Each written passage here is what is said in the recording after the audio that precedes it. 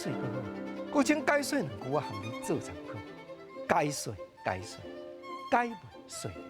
好朋友，咱过来读汉诗，来体会讲古早台湾的文人安怎样千丝万缕写台湾。世情山水人生观，毋是咧写世情，无就是咧写台湾的山水，无就是咧写咱的人生观。黄兆辉先生，日本时代的文人，伊有一首诗咧描写下淡水溪，也就是现主时的高滨溪，7字4句尔，你甲听看觅。见面讲，清流一美望盈盈，日温溪声依渺渺，最好风轻抱影静，风沙白色水中流。是啦，迄当阵溪水真清，看落去光影闪烁变化。尤其耳孔边听到第一水流声，第二鸟只啼叫的声，袂说敢若写诗有倒句，有合韵共款。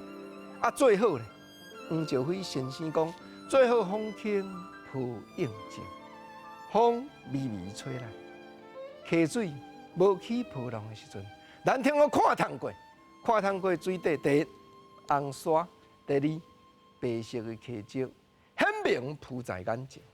听来到这，你讲国情啊，但这个诗句都真浅，袂说敢若讲白话咧。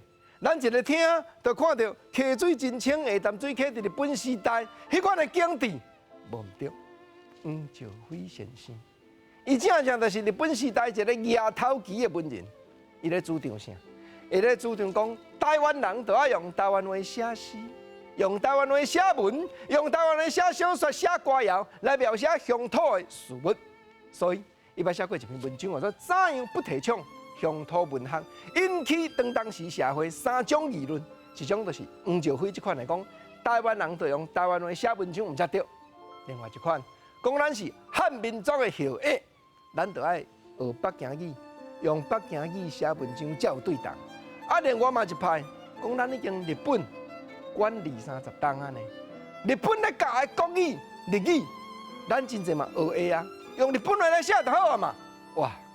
这款的争夺，这款的议论，在咧日本时代讲做台湾话文论战，影响甲下地人。黄兆辉先生正就是透死人拢主张，台湾人就是用写文章啊，用台湾话迄个人啦。